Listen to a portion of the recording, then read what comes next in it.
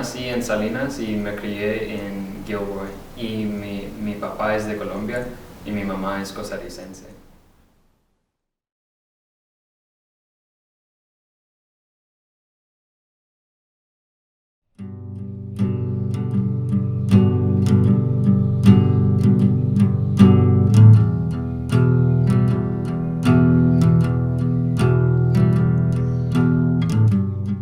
Yo nací en Lima, Perú en 1990 y vine a los Estados Unidos en el 95.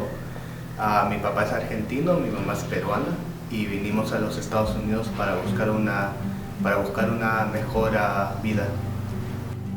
Yo nací en Salinas, California, me crié en Salinas, California también.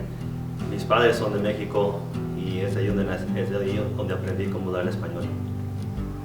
Yo creo que es muy importante que uno también empieza a pulir lo que es la base lingüística de cada persona. Yo no soy español, pero viví en España unos 5 años y todo lo que sé del idioma, la mayoría de las cosas que memoricé, tanto del corrector, del ordenador, del móvil, las tildes, sabía que iban ahí porque iban, pero no sabía la base gramatical de cada cosa. Entonces en esta clase lo que es lo más importante es que yo aprendí cómo poner las vocales, cómo separar, qué es lo más fuerte, qué es lo más débil, el ejemplo de las casitas. Este se me quedó aquí en la cabeza. Aparte, lo que son las reglas gramaticales, es muy importante saberlas. Sí. Lo que me ayudó más puede ser pararse en frente de clase y presentarle a los demás lo que he aprendido. Y no solo porque presentas la información que acumulas, sino porque también vas preparándote a hablar a otras personas y hablar en voz alta en español. Y eso es muy importante porque muchos nos ponemos nerviosos en público y ya no queremos hablar en español. Entonces, ayuda a comunicar. El español es mi primer lenguaje, entonces eso ya es algo como el primer lenguaje, las primeras palabras que yo dije fueron en español. Y creo que es muy gran parte de la cultura hispana, cultura mexicana, es entender español. Toda mi familia habla español, de mis abuelos, mis tías, mis tíos, mis primos. Si yo no supiera español, si mis padres solo me fueran aprendido o enseñado inglés, nunca podría hablar con 90% de mi familia.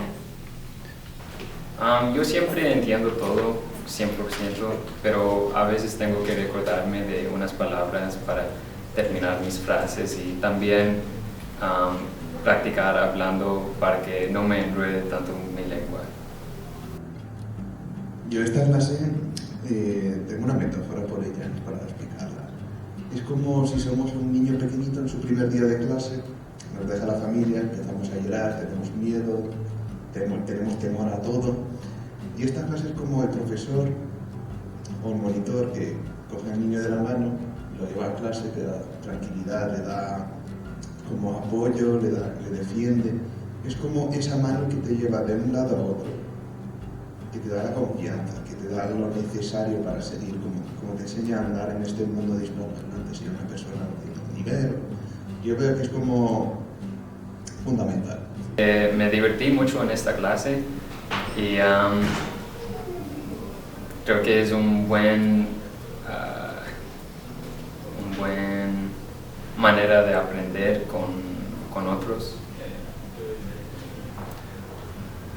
Los hispanos están creciendo mucho más en todos los Estados Unidos y muchos de los trabajos aquí en los Estados Unidos necesitan a alguien que sepa español para traducir con mucha gente.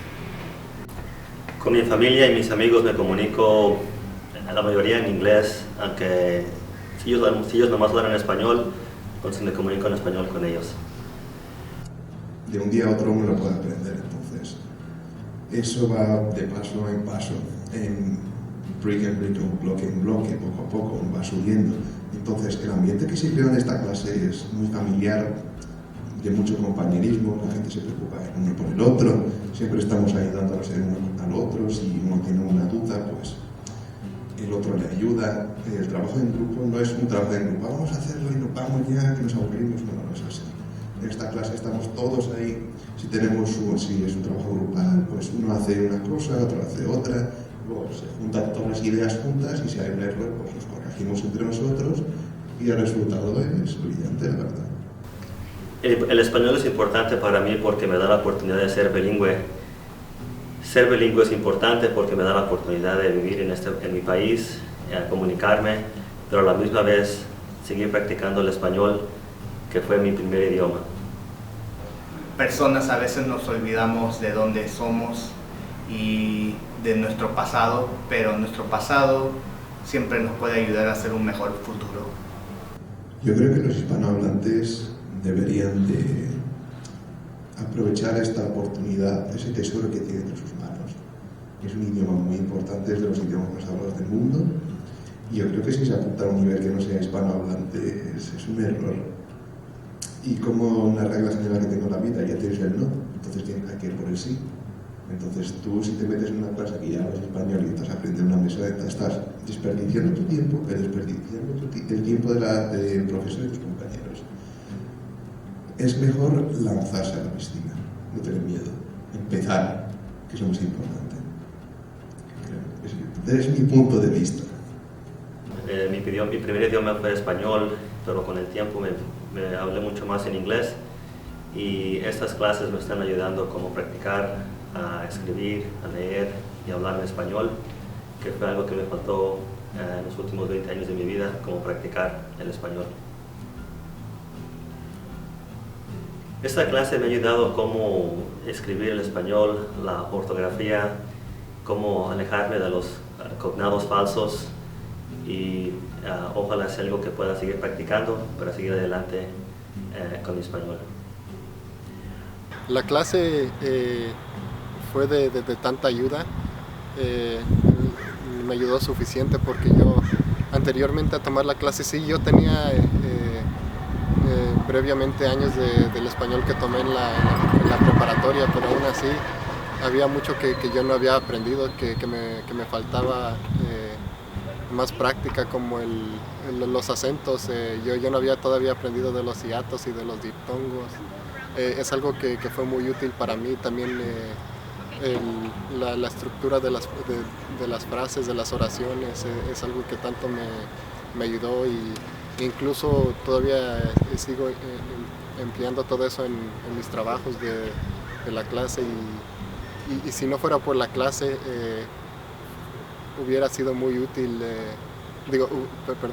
hubiera sido muy difícil sin la clase yo poder comunicarme como yo quiero bien, comunicarme como me comunico en las clases de inglés, pero en español, y por eso es algo que esta clase fue muy útil en ayudarnos a nosotros.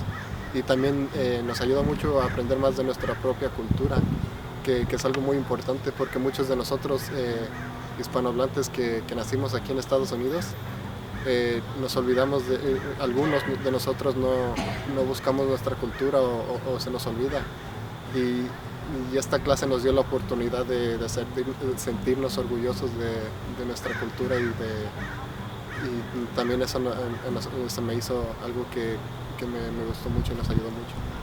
Lo que me gustó más en la clase fue que había estudiantes de diferentes países, todos hablaban en español, pero diferentes culturas y un poco diferente español.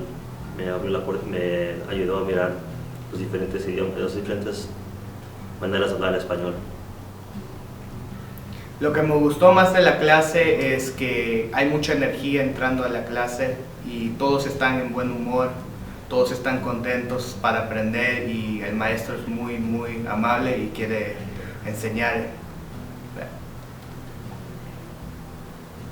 Ampliar mi vocabulario es importante, porque por mucho tiempo no practiqué el español, y aunque fue mi primer idioma, se me olvidó, pero con la clase me está ayudando a cómo practicar, leer, escribir y hablar el español.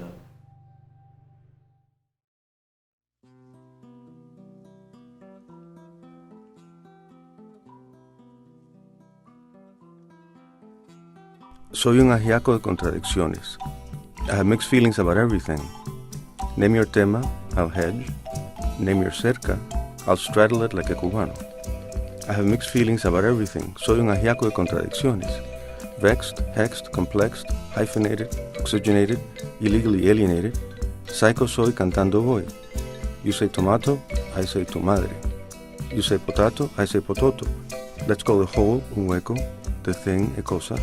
And if the cosa goes into the hueco, consider yourself en casa. Consider yourself part of the family.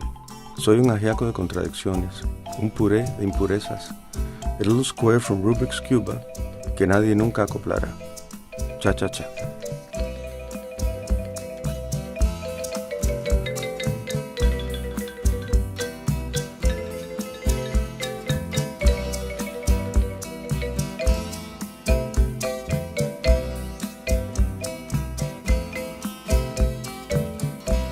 In the year 1970, in the city of San Diego, under the Coronado Bridge, lied a little piece of land. A little piece of land that the Chicano community of Logan Heights wanted to make into a park.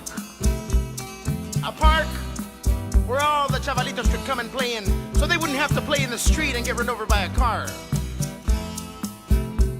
A park where all the viejitos could come in the tarde and just sit down and watch the sun go down. A park where all the familias could come and just get together on a Sunday afternoon and celebrate the spirit of life itself. But the city of San Diego said, Chale, we're gonna make a highway patrol substation here. So on April the 22nd, 1970, La Raza of Logan Heights and other Chicano communities got together and they walked on the land and they took it over with their picks and their shovels and they began to build their own park.